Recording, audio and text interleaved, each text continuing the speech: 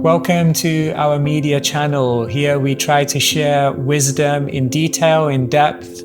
If you feel some of the discussions to be inaccessible or unfamiliar, we invite you to go over to the Keshava Swami YouTube channel where you'll find much more universal wisdom. We also invite you to join our Wisdom That Breeds community, where we're gathering individuals who want to make the world a more beautiful place by sharing wisdom. Hare Krishna, everyone. Good morning. Thank you so much for coming. Today we're reading from Sri Chaitanya Charitamrita, and we're reading from Madhya Leela. So we're reading from chapter number 16, entitled The Lord's Attempt to Go to Vrindavan. And we're reading 68, and then we'll stop at 72, where there's a fairly lengthy purport. Alright, so just the context of the beautiful Chaitanya Charitamrita. So, as Maharaj was explaining yesterday, Mahaprabhu has taken sannyas. Oh, sorry, I messed that up. Mahaprabhu has taken sannyas. So the sannyasi keeps moving, part of the Dharma. Rolling stone gathers no moss. So when Chaitanya Mahaprabhu comes to Puri, then the devotees are overjoyed because they know that's where they can get an opportunity.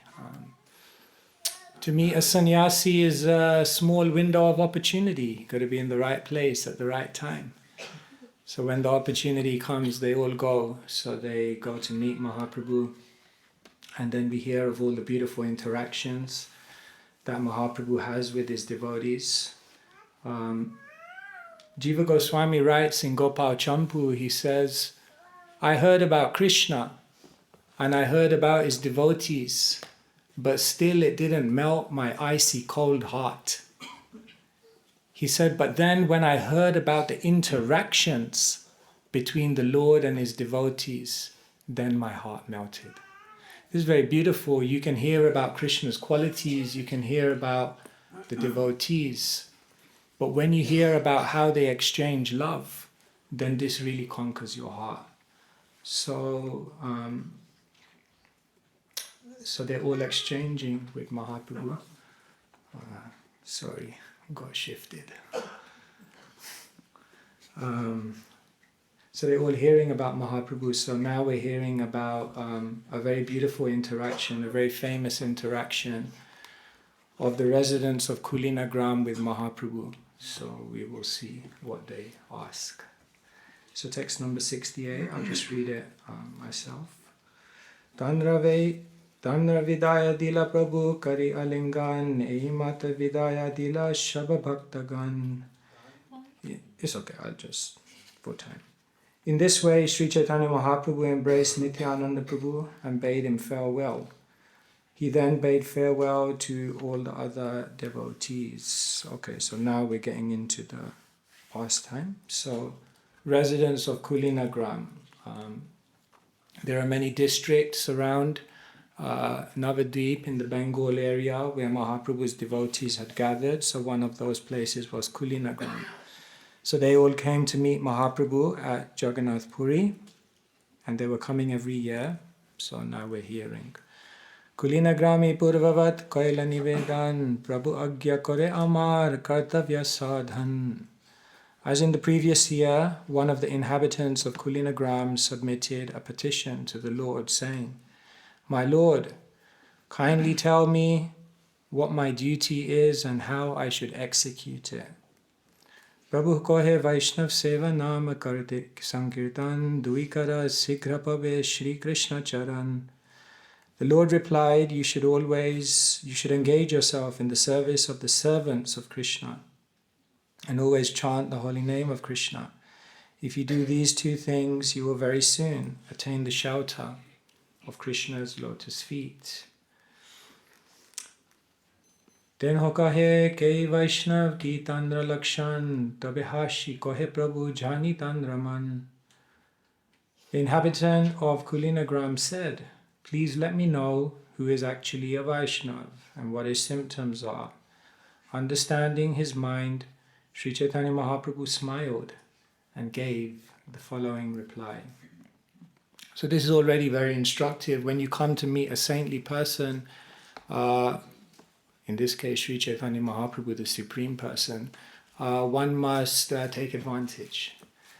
And how do you take advantage? Usually you do two things. Either you ask for an instruction or you ask a question. So the first thing the resident of Kulinagram did when he came to Mahaprabhu is he asked an instruction. And then he asked a question. So instructions and questions, these are connecting one to the saintly people very, very powerfully. Therefore, this is recommended. When I was very young, 15, I don't know if that's very young, I started coming to programs, so I met the Swamis for the first time, and then the devotees told me, "You got to ask for an instruction."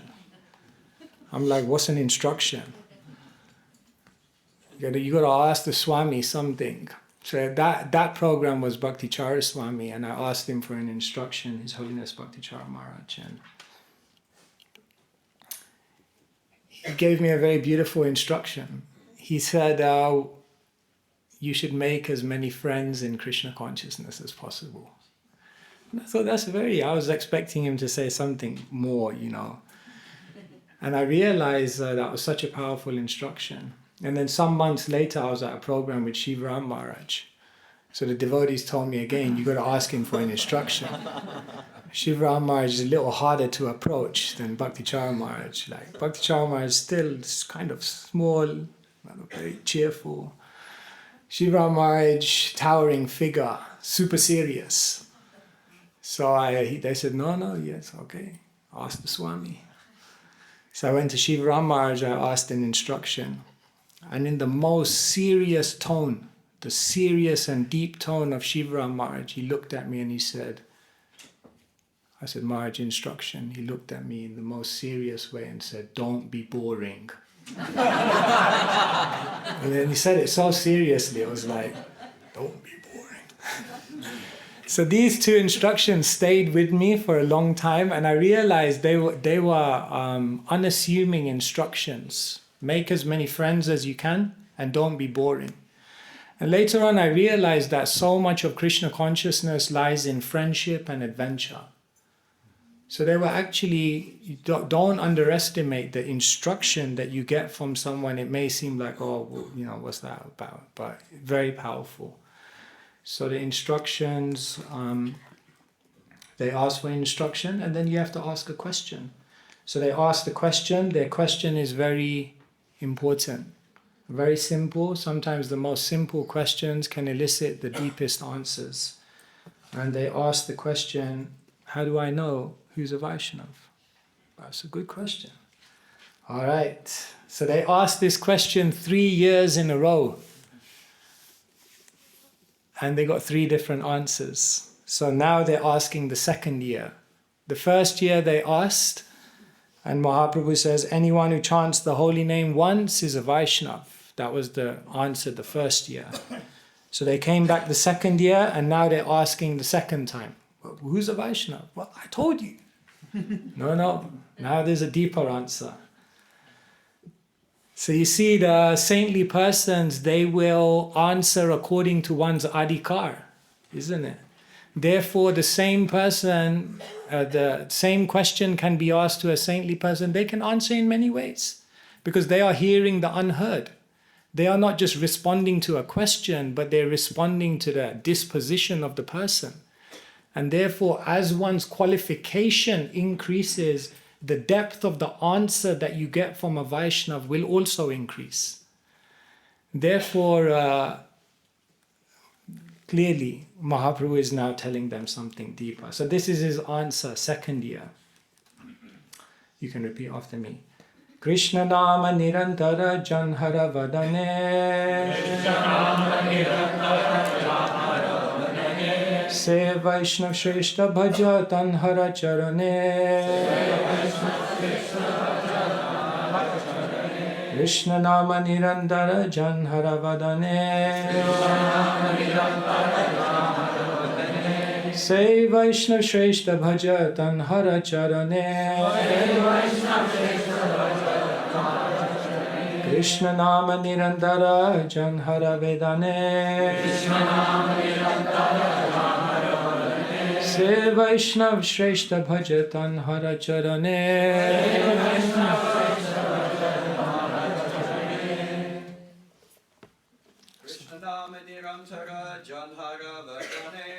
Krishna Nam Nirantara Janhara Vadane Say Vaishnava Shrestha Bhaja Tanhara Charane Say Vaishnava Shrestha Bhaja Tanhara Charane Krishna Nam Nirantara Janhara Vadane Krishna Nam Nirantara Janhara Vadane Say Vaishnav Shrestha Bhaja Tanhara Charane Say Vaishnava Shrestha Bhaja Tanhara Charane Krishna Nama Nirantara Janhara Vadane Krishna Nam Nirantara Janhara Vadane Hey Vaishnav Shrestha Bhaja Tanhara Charane Say Vaishnava Shrestha Bhaja Tanhara Charane Krishna Nama Nirantara Janhara Vadane Krishna Nam Nirantara Janhara Vadane Say Vaishnava Shrestha Bhaja Tanhara Charane Say Vaishnava Shrestha Bhaja Tanhara Charane Ladies. Krishna Nam Nirantara Janhara Vadane Krishna Nam Nirantara Janhara Vadane Jai Vaishnav Shrestha Bhaja Tanhara Charane Say Vaishnava Shrestha Bhaja Tanhara Charane Krishna Nam Nirantara Janhara Vadane Krishna Nam Nirantara Janhara Vadane Jai Vaishnava Shrestha Bhaja Tanhara Charane Say Vaishnava Shrestha Bhaja Tanhara Charane Krishna Nam Nirantara Janhara Vadane Krishna Nam Nirantara Janhara Vadane Jai Vaishnava Shrestha Bhaja Tanhara Charane Say Vaishnava Shrestha Bhaja Tanhara Charane Krishna Nama Holy name of Lord Krishna Nirantara incessantly Janhara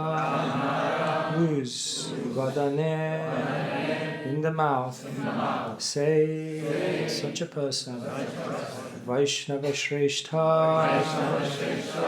first class Vaishnava Bhaja worship Tanhara Charane his lotus feet.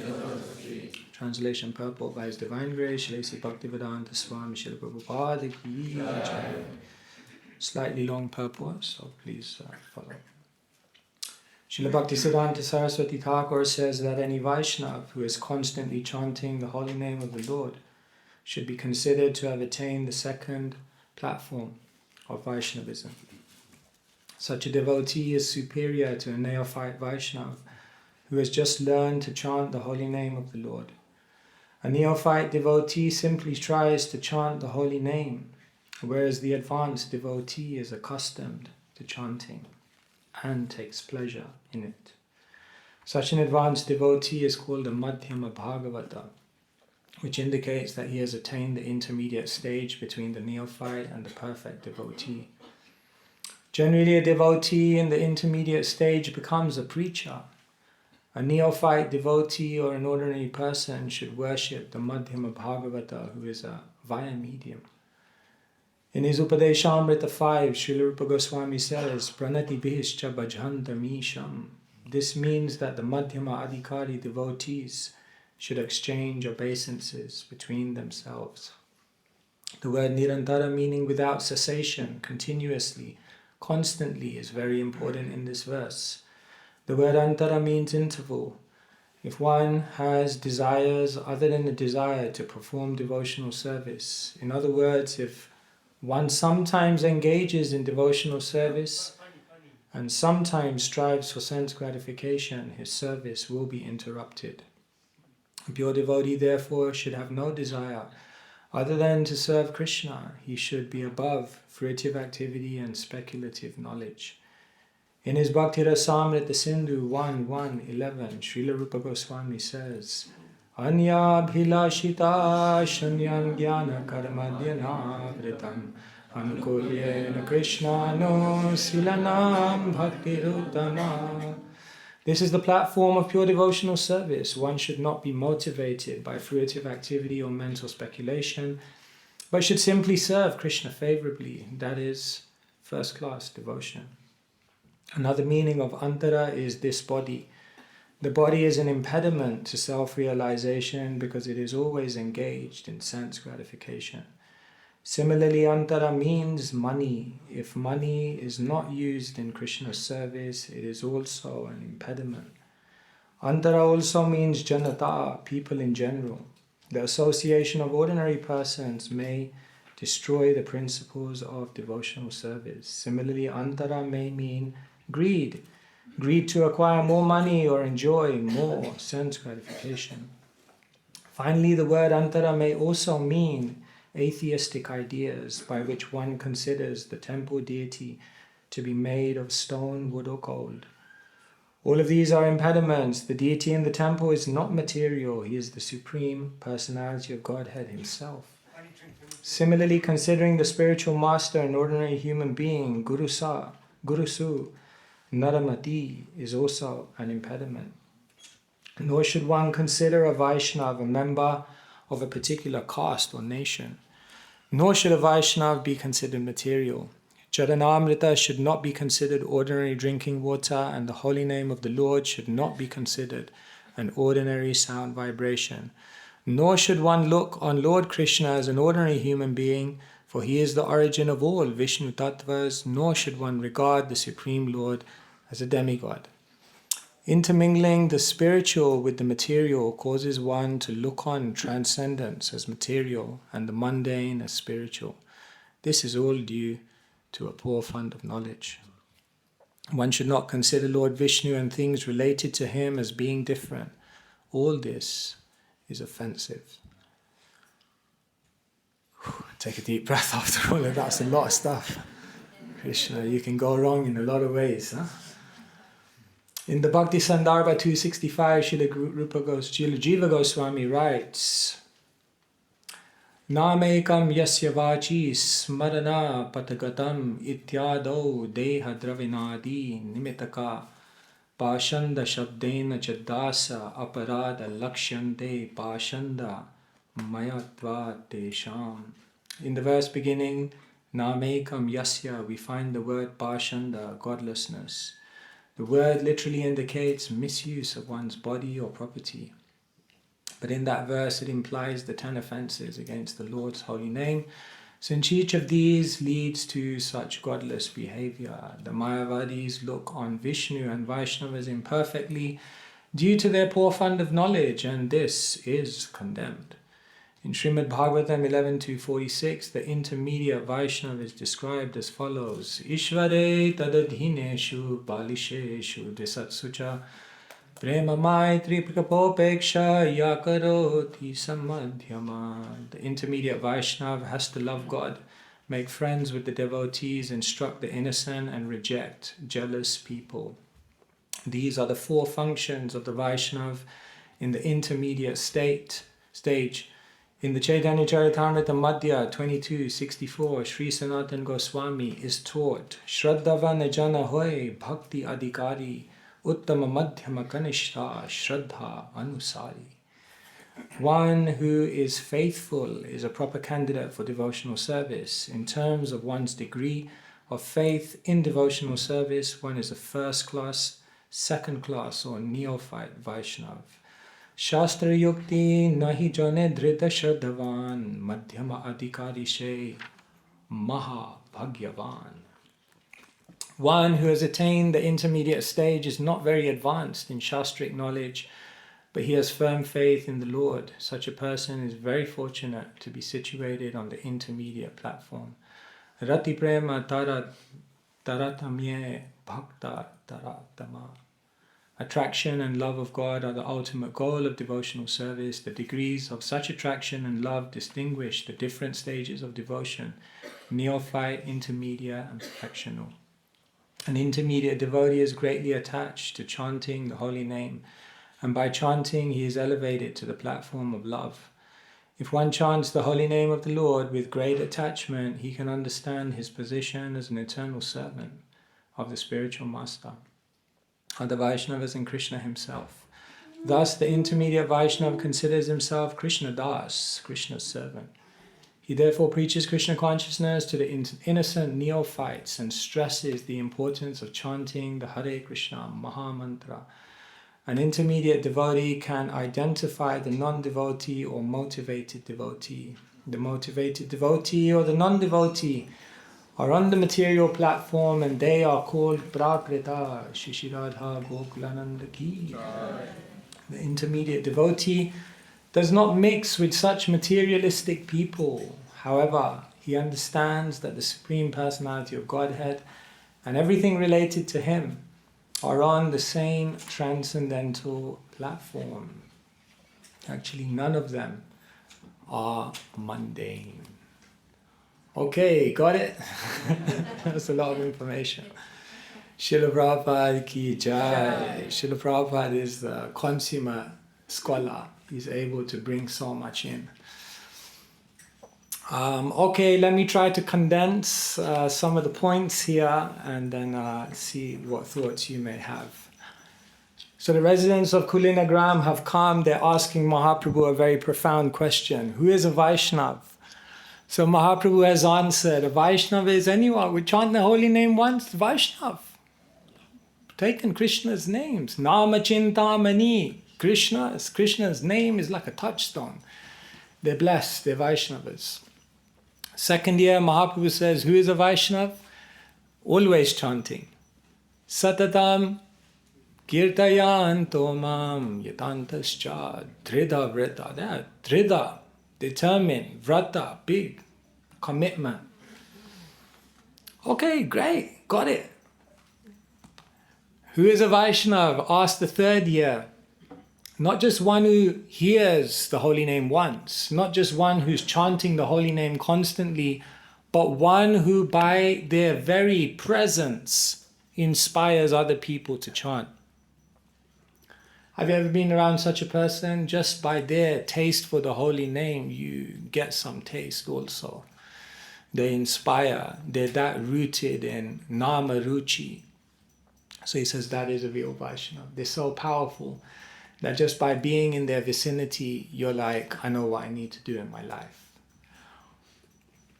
So later on, Kaviraj Goswami will explain these are Vaishnava, Vaishnavatara, and Vaishnavatama. So there are three levels. Vaishnava, anyone who hears the holy name. Vaishnavatara, intermediate, one who's always chanting the holy name. Vaishnavatama, one who by their presence inspires other people to chant the holy name. And so, within Vaishnav community, there are grades. And this is basically the whole theme of Prabhupada's purport, that there are gradations. Not everyone is the same.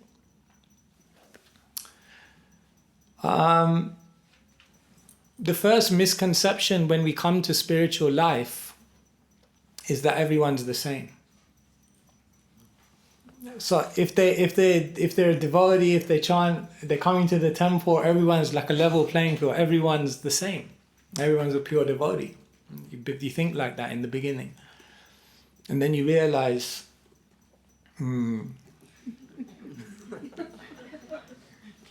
maybe not. But the second misconception is that we start making gradations on devotees, which is natural, but we do it on the wrong basis. We realize everyone's not the same. Some are more, some are still beginning. But what we do is we make the distinction on the wrong category. Popularity. More. No. Productivity. Gets a lot done, this guy. Great. Doesn't necessarily mean he's more advanced. Power. Guy's got a big office. Great. Doesn't mean you're advanced. Position, prestige. So many things we base our gradations on. Misconception. So these two misconceptions need to be removed by Shastra. So Shastra said misconception 1, everyone's not the same. Remove it. Misconception 2, there is gradation, but do the gradation on the right thing. So therefore you'll find so much of scripture is about grading devotees. We say like, why do we grade devotees? It's like, actually you see it's a very natural thing in the world that as soon as you meet someone, you try to grade them. In colloquial English they say, you size them up. Isn't it? You meet someone for the first time, it's like, okay, you have to figure it out. What's this person about? In my short, illustrious material career in the corporate world, which lasted a totality of a few hours, I noticed one thing very quickly in the corporate world. As soon as you meet someone in the corporate world, you're trying to size them up. Yeah, so you're trying to find out who's the Uttama in Accenture. Who's the Uttama? Who's the top gun here? Right? Who can help? But the thing is, in material life, when we try to grade people, we're grading people because we want to exploit, we want to enjoy, we want to compete, we want to defeat. And that's why people grade people in the material world. In spiritual life, we also grade people. But we grade people for a different reason. We grade them because we want to know, how can I serve this person? We grade people because we want to know, how can I help them to fulfill their deepest desire? We grade people because we want to know, now I'm coming in contact with this person, how can I have the most spiritually inspiring interaction? If you don't grade the devotee properly, you will not be able to take advantage of the association. Therefore, sometimes we meet devotees and we think, why can't I connect to this person? Because we have missed the grading. We're not treating them according to where they are and where we are. So, in one sense, it feels like grading and judging is it's a very dangerous thing. And actually, it is a very dangerous thing. But when your motivation for grading or judging is for service and for inspiring interaction, and when you're guided by Shastra, it becomes a very, very powerful thing. And so, here Mahaprabhu is helping the residents of Kulinagram to grade. There are many types of Vaishnavas. And you need to know this because sometimes we get bewildered. Oh, a Vaishnav did this. That means it's,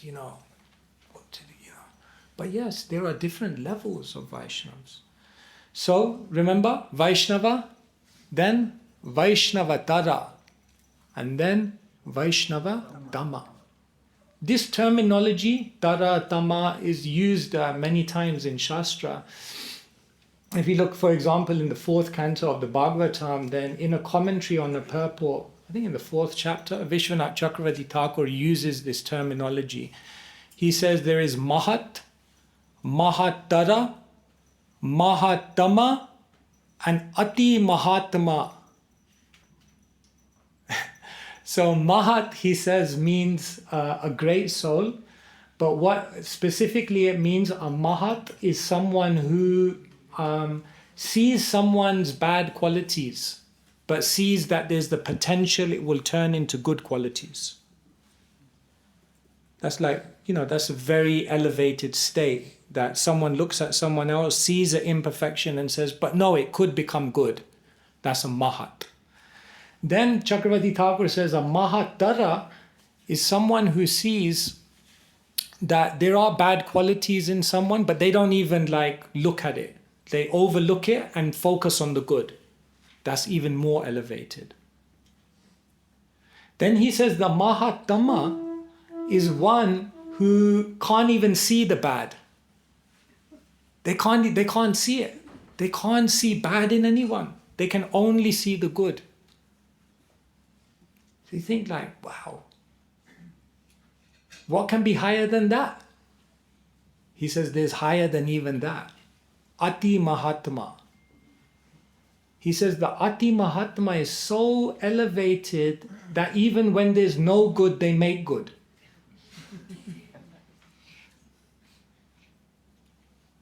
So he said there are levels. And then Chakravarti Thakur says, and it goes the other way as well. There's a sadhu, the unsaintly. There's a sadhu tara, the even more unsaintly.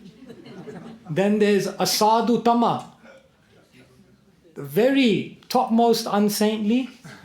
And then he says there's atiya sadhu tama, the guy who's basically out of it.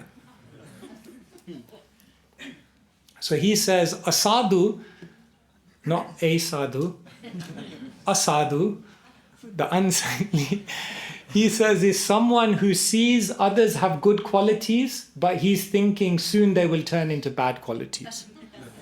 This guy's good at a few instruments, but soon he's going to become proud. A sadhu tama. He says, well, this guy's got some good qualities, but he overlooks the good qualities. What's the bad things in this guy? A sadhu tama. This guy's got good qualities, but I can't see anything. I only see his bad qualities. And atiya sadhu tama.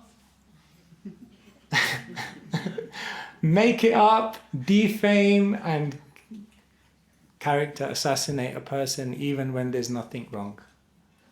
That's what Vishwanath Chakravarti Thakur says. So like this, there are many, many distinctions, many, many ways to grade. But here, Srila Prabhupada in the purport is basically saying there is kind of like a universal way to define or grade in Vaishnava circles, and that is what we call Kanista, Madhyam, and Uttam. This is like a very standard. In one sense, these terminologies are universal terminologies. Kanista basically means beginner. Madhyam means intermediate. And Uttam means topmost. So it's kind of like universal terminology. So, if you look at Shastra, then basically there are three main ways in which Kanista, Madhyam, and Uttam are graded. It's good for you to know. One is found in Bhakti Rasamrita Sindhu, another one is found in Sri Upadeshamrita, and another one is found in Srimad Bhagavatam. Three ways to see who is a Kanista, Madhyam, and Uttam. Okay, so I'll share that with you. So then you can grade carefully. Okay, so the first way in which these three are graded are in the Bhakti Rasamrita Sindhu. So in the Bhakti Rasamrita Sindhu, Prabhupada quotes the verse in the purport, Shraddhavana hoya jani bhakti adhikari uttama madhyama kanistha shraddha anusari. So the gradation of the Bhakti Rasamrita Sindhu is based on faith. One way. One way you can understand where someone is based on faith. The second way you can understand is from the Sri Upadeshamrita, Krishneti yasya giritam manashadriyeta. So this I'll explain in a minute, but I'm just giving you the overview. This gradation is based on commitment. Who has made a commitment? That's one way, another way to grade someone. And the final way of the Bhagavatam to grade someone is based on vision. So what is the spiritual vision of this person? Prabhupada quotes again the verse, Ishvara tadadhineshu balisesu dvisatsuja. He's explaining how a madhyam sees everything. So, broad overview, why we grade. The general gradation is Kanista, Madhyam, Uttam. There are three main ways in Gaudiya circles to delineate these. The first one is based on Faith. The second one is based on commitment. And the third one is based on vision. Okay, so let's go one by one. Bhakti Rasamrita Sindhu is explaining there's Kanistha, Madhyam and Uttam, and the way you understand is by their faith, Shraddha. So, who is the Kanistha? Komala Shraddha, a very soft faith, weak faith. Anything can shake them. I was watching YouTube and I saw a video by the cosmic skeptic. Now I don't know, I'm not sure. Good channel, by the way. Good to wrestle with ideas. Or I heard something happened in ISKCON, this person, how is it possible? Now my faith is shaking because this happened, this controversy. It's Komala Shraddha. And why is the Kanistha having very weak faith? Because there's no Shastra Yukti. Siddhanta boliye chite na kara alash iha hoite Krishna lage sutrita manash. You have to discuss Shastra, you have to understand philosophy, you have to understand the Tattva. Because Sudrida Manash, then the mind becomes very strong, you cannot be moved. But the Kanistha, weak faith, weak knowledge. Madhyam, good knowledge, good enough to convince themselves, and therefore good faith, but not good enough to convince someone else. So therefore the Madhyam is good.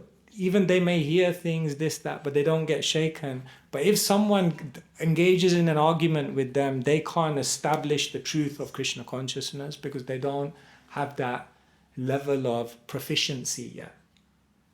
So Madhyam means good enough knowledge to convince themselves but not others. And Uttam means one who has incredibly Shastriya Shraddha. This is also explained. Svabhaviki Shraddha, Jiva Goswami says. So this is a type of faith which is based on very strong philosophical conviction. And if someone comes in the midst of such a person, these Vaishnavas are dangerous. Because they will remove your doubts just by their conviction. Because also when a Vaishnava speaks, it's not just what they speak from their Shastra Yukti, but it's they're emitting their own conviction, their own inspiration. And therefore such words are very powerful. Bhagavatam says, Tato du sangha mutsrijya sadhu satseta buddhiman shanta evasya chindanti mano vyasangam ukti bi. The words of a saintly person are razor sharp. Because mano vyasanga mukti bi, they can cut all your attachments because it's based on Shastra and it's based on realization. Therefore Mahabharata says the words of a politician are like butter, but their heart is like a razor. And the words of a sadhu are like a razor, but their heart is like butter. Soft heart, but when these guys speak, they really go for it. I remember being in certain sannyasis classes, elevated devotees. It felt like this guy was launching a machine gun at me. It was like a launch or attack on your false ego. Yeah, it's powerful. The words of a saintly person because it's speaking Shastra. So Prabhupada was like that. Badrinarayan Maharaj tells a story. Prabhupada went to Caltech, California Tech, big university. So Prabhupada, he was giving a class and there was some Sanskrit professor there.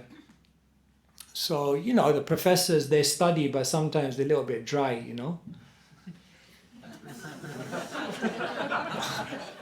Some experience, a little bit of experience. So this professor, Prabhupada he was explaining the glories of the holy name. Harinam, Harinam, Harinam. So this Sanskrit professor, he was like, Swamiji, Gyan, no. So, quote some Shastra, So he was making some intellectual argument explaining that bhakti is something lesser. No, go higher. So Prabhupada just looked at him, Badrinarayan Maharaj says, and Prabhupada launched into an attack. Puranas, Shrutis, Samhitas, Goswami literature, Bhagavad Gita, Bhagavatam. Badrinarayan Maharaj said it was like, every verse was like a punch in a boxing match. And he was just boom, boom, boom, boom. Prabhupada just... And then Badrinarayan Maharaj said at the end of the Prabhupada's kind of outpouring of Shastra, this person looked at him. Prabhupada looked at him and said, any questions? He looked at Prabhupada, he said, can we have kirtan? Because there ain't no questions to ask here. Let's just get on with the real thing here. Because Jnanavan, Mam Prapadyate. What, you think you know so much? If you're real Jnanavan, you surrender. Murkhatomi tomar nahik vedantadikar Krishna mantra japa sada a mantra sar. Nimai Pandit was the height of scholarship, and his spiritual master told him, Murkhatomi, you're a fool. Tomar nahik vedantadikar. You have no adhikar to study Vedanta. What you will learn? Vedeshta sarve aham eva vedyo Vedanta krita vedavit eva chaham. So anyway, this is the first way you understand who is elevated, who has faith, who has knowledge. Second way, you understand who is elevated, who has made a commitment. Yeah? It's practical. Those who make the biggest commitments are advanced. That's what NOI is saying. So NOI says, Krishneti yasya giritam manashadriyeta. If one chants the holy name, now and again, chant a bit here, chant a bit there, in, out, take it all about. A little bit, okay, I'm doing it, I'm playing with this, it's nice, it's a kind of... Okay, so then Rupa Goswami says, Manasadriyeta, honor them. In the mind. In the mind. And then he says, Dikshashti, Chen Pranatibis, Chabajantamisham. Is that? Yep. Chabajantamisham. If one has taken Diksha, initiated devotee. So sometimes we make, sometimes we play down initiation, it doesn't matter if you initiate, that doesn't mean that you're, and of course it doesn't mean, but if you take initiation, that's a commitment. And that means advancement. It's powerful. Diksha is not just okay, I just did it, it's powerful. Divyam jnanam yato dadyat kuryat papasya samshayam tato dikshe iti saprokta deshikes tattvako vida. Shastra says, what happens when you take diksha? Divyam jnanam. There's a transfer of transcendental knowledge. And kuryat papasya samshayam. You have some pap, you have some sin, kshaya. You get a clean slate. Get another chance. So it's significant. Someone had just taken initiation recently here, and they told me, they said, I walked on, taking from His Holiness Radhanath Maharaj, he said, I walked on. And even in the 2 minutes after when I walked off the stage and I felt different. So Diksha is powerful. There's something that happens in that exchange of commitment, which if taken very seriously is powerful. I come sitting here actually, I got initiated right here on this spot. So that was a wonderful moment. It took me a long time to get initiated. People thought I was a Ritvik.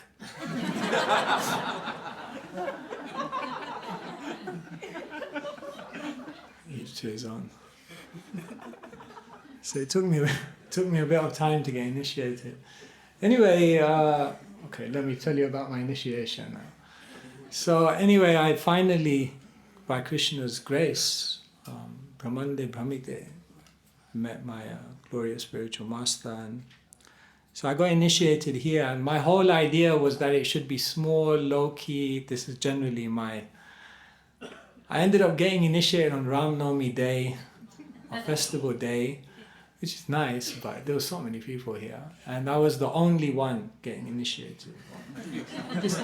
I got some funny karma. I always end up like this, like in some. So I was here. There's a packed temple room, Ram Navami Day.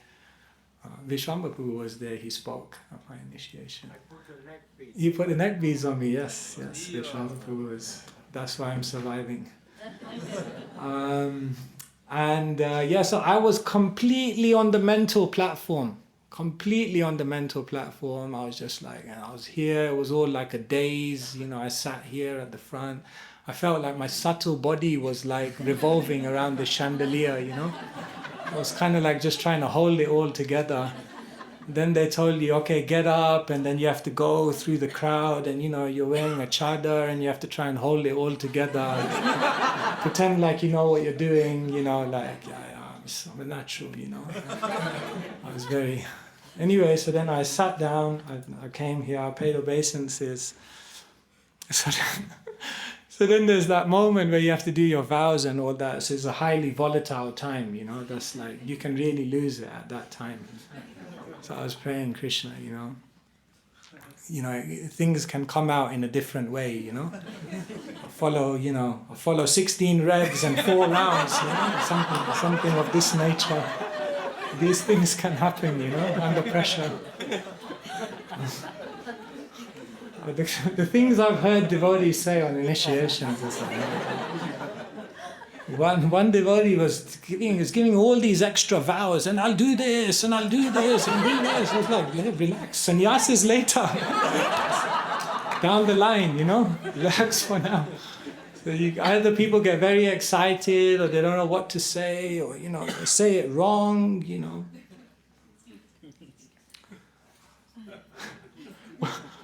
One devotee.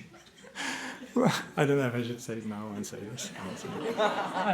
I'll skip that story. So anyway, so I sat down here. So I'm going to get back to the class in a minute, but I'll just mention it. It's a good story.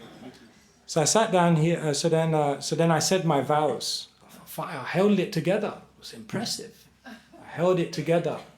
So I said it, and then it came to that moment, the moment where you think like, I hope I don't get a really long name or something. So Maharaj was just about to give me my beads, and at that moment, when he was just about to say my name and give me my beads, someone went past the hundi and had a massive carrier bag of coins.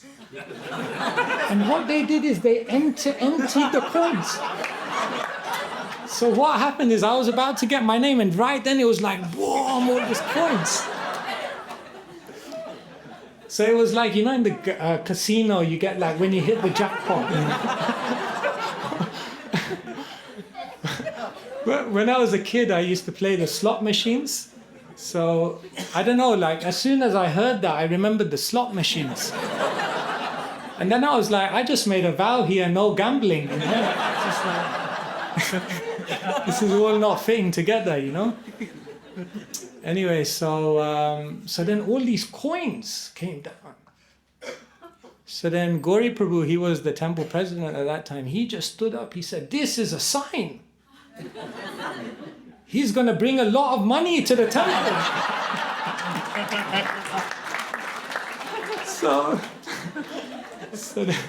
So then my spiritual master, he stood up and he said, no. He will get everyone else to give their money. So what to do? That was an instruction on my initiation. So if I come knocking on your door asking for money, don't mind, no? I'm just taking my spiritual master's order as the life and soul. But why did I say that also? Diksha is powerful. I felt a very deep transformation through that. So it's a very serious thing. When Kadamba Kanana Maharaj was to take initiation from His Holiness Jayadvaita Maharaj, who doesn't accept really many disciples. Jayadvaita Maharaj looked at Kadamba Kanana Maharaj when he asked him, "Can you be my spiritual master?" And Jayadvaita Maharaj looked at him and said, "As good as God." Are you ready? As good as God. Shakshad Hari. So it's very, if one takes a commitment with deep, something like Diksha, with deep faith, deep conviction, then it's powerful. Rupa Goswami says. So, Pranatibis. Someone has taken Diksha, they've taken that kind of commitment, you should bow. You should offer obeisances. They deserve respect. And then he says, Shushru Shaya Bhajata Vigyam Ananyam Anya. And then Nindati Shunya Rida Ipshita Sangha Labdhya. And if you come across someone who has such a commitment that they're always chanting, they're always dedicated, and they're ninda shunyam, their heart is completely devoid of the propensity to criticize someone else. Sangha labdhya, grab their association. Spend as much time as you can with them. It's interesting, like Rupa Goswami just pulls that one out of nowhere. Ninda shunya ipshita, rida ipshita sangha labdhya. Why? Because the Uttam is on the highest platform, but is thinking, how can everyone else become a Uttam? And therefore they're completely devoid of the propensity to criticize, because as soon as you criticize, you drag people down. So an Uttam is always thinking, how can I lift people up? And therefore completely devoid of the propensity to criticize. Even when there's a problem, they try to do it in such a way that they uplift the situation. So this is another way in which you understand Kanishta, Madhyam, Uttam. And the final way is the Bhagavatam. The Bhagavatam tells you, how do you understand who's Kanishta, Madhyam, Uttam? The vision.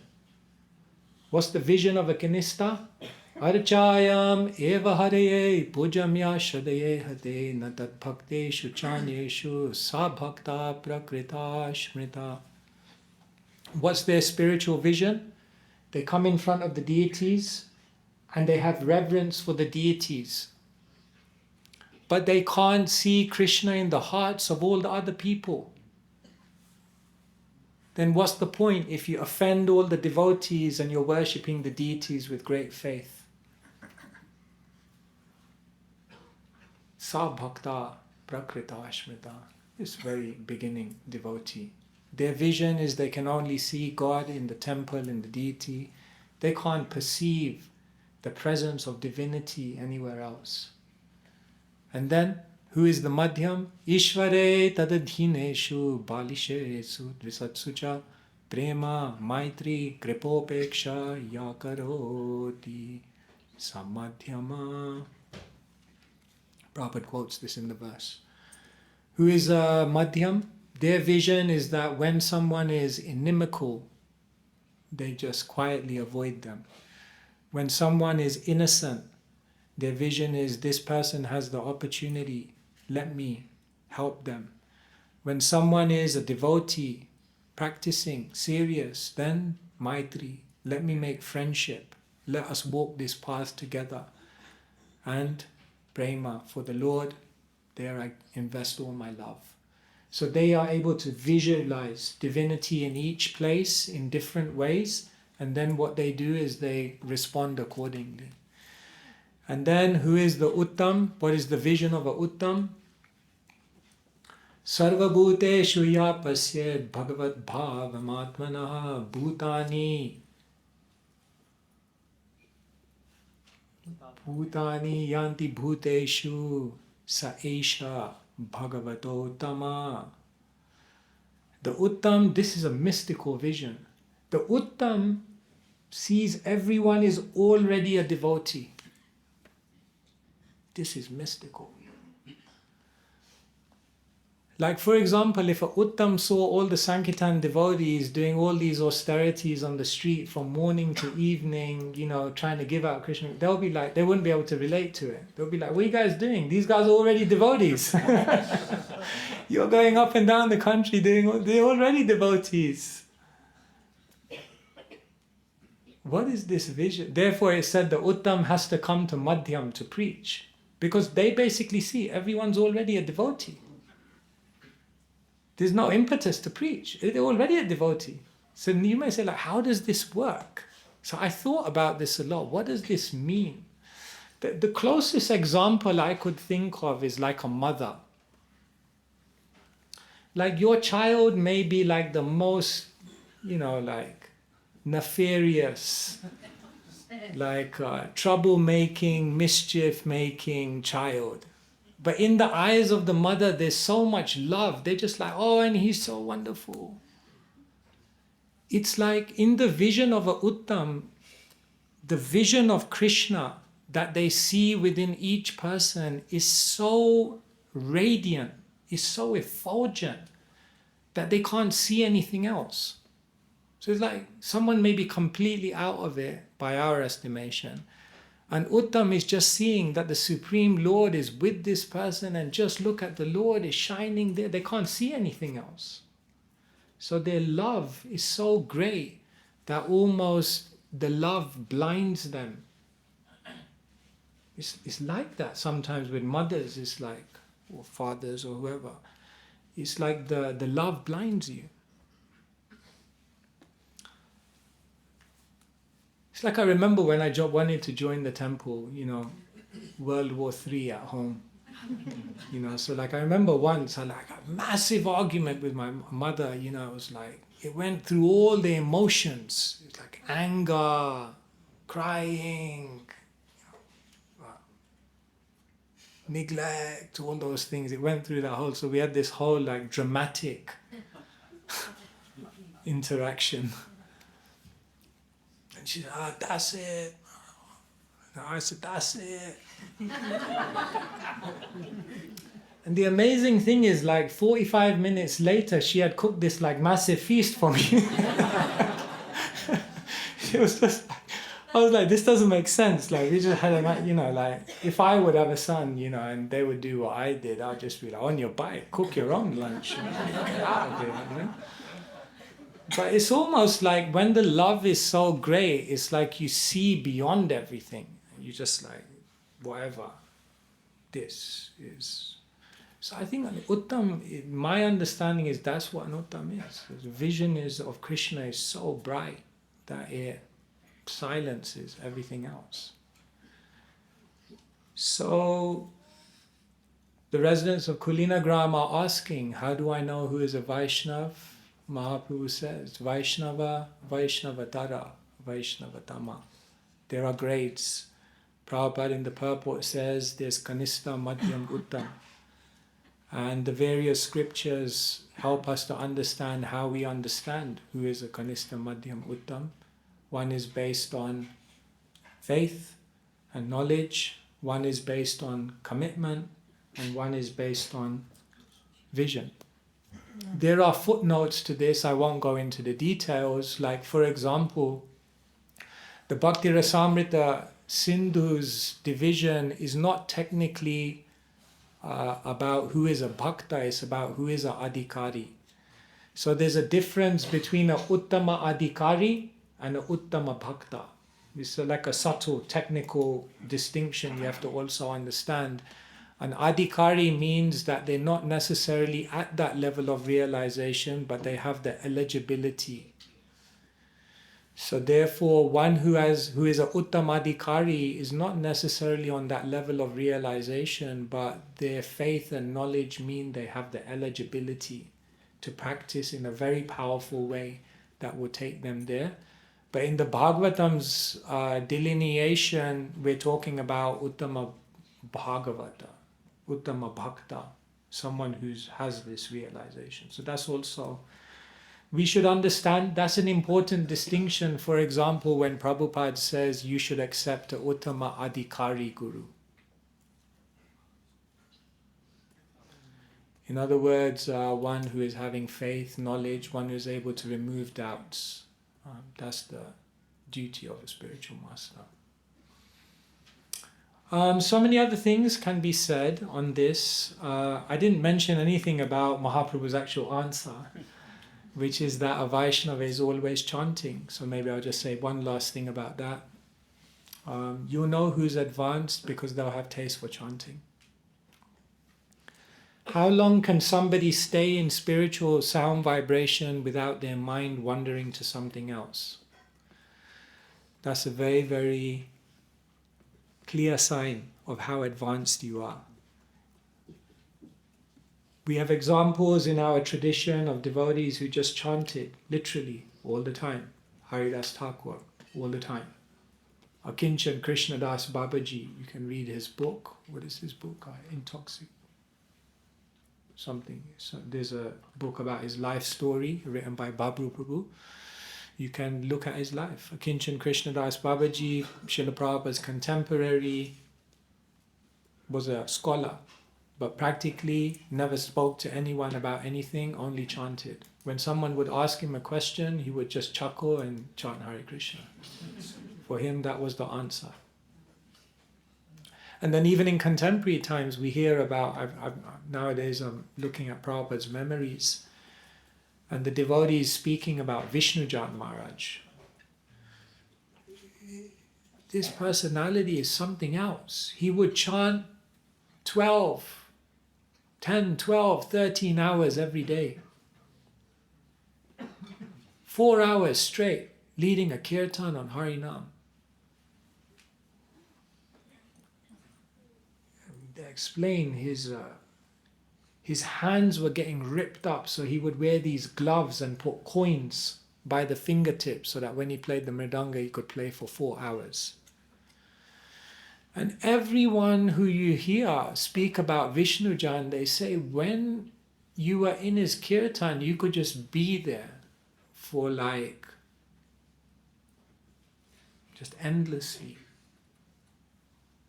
We have these examples of great souls.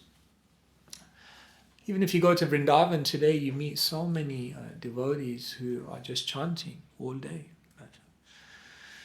Indradyumna Maharaj once tells a story. He heard of one sadhu who was basically chanting, I think 192 rounds a day or something. So he decided, let me go and see him.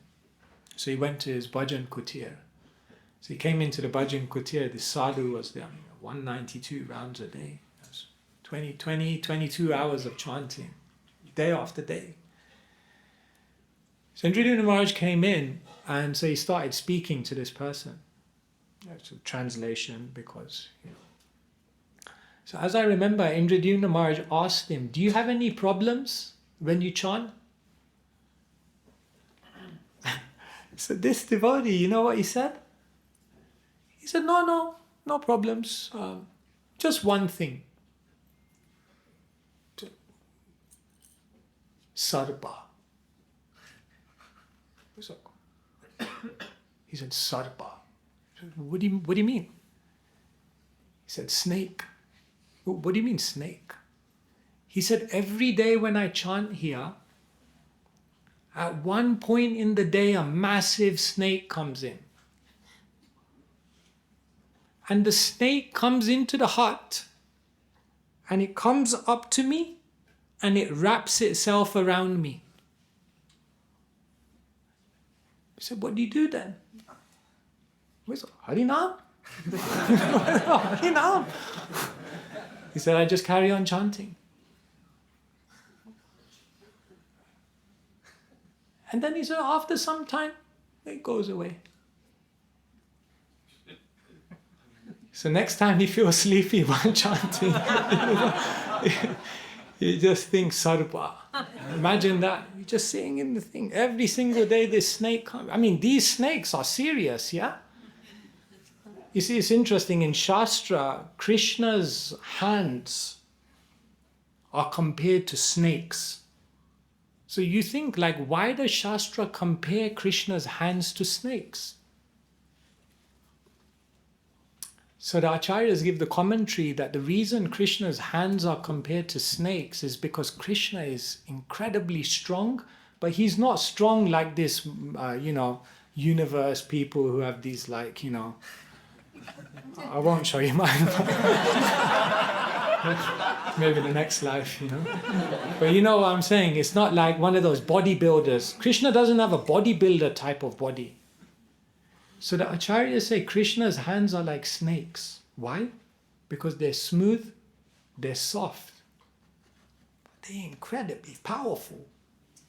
One of these snakes, when it comes around you, you're going to get finished. They strangle you. And this devotee just carries on chanting. What's that?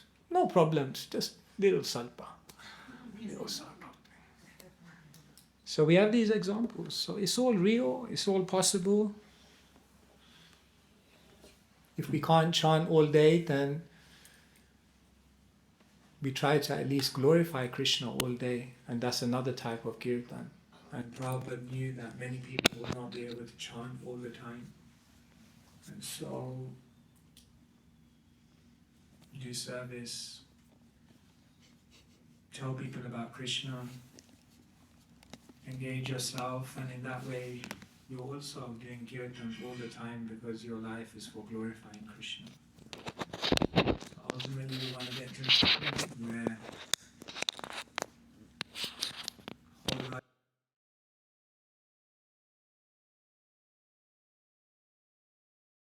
count at the end of the day. Alright, I've gone over time. Sorry. Srila Prabhupada ki. I don't know if I should take questions because maybe shall I say one or two questions? Okay, maybe one or two. Okay.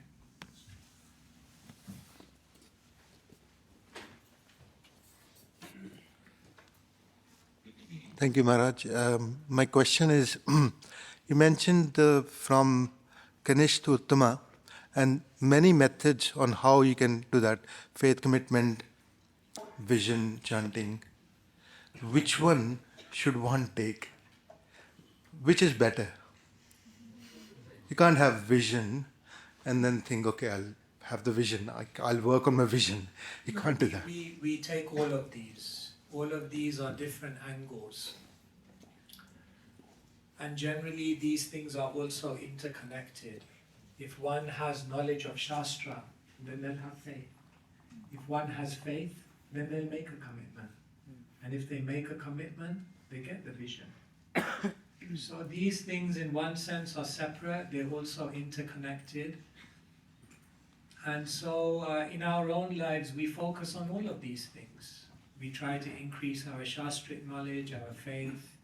We make external commitments, we take vows. You have to make a commitment.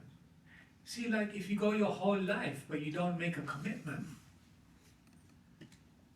then it's going to be difficult. So external commitments raise us to a platform that we're not naturally at, with a view to becoming situated at that platform of consciousness. So we make commitments, and we develop a vision. We try to see the good in others. We try to see Krishna in others. All of these things have to go on simultaneously. So the scriptures are so powerful because they give you the entire blueprint of how to basically awaken your bhakti. Rupa Goswami's work is unparalleled because Mahaprabhu's love was like a waterfall. It was brilliant, extraordinary, But have you ever tried to take shower in a waterfall? Good luck. You can't, it's too much. Mahaprabhu's love was it was so tremendous that for most it was unrelatable. So he said that what Rupa Goswami did is he took the waterfall of Mahaprabhu's love and he excavated it into an ocean.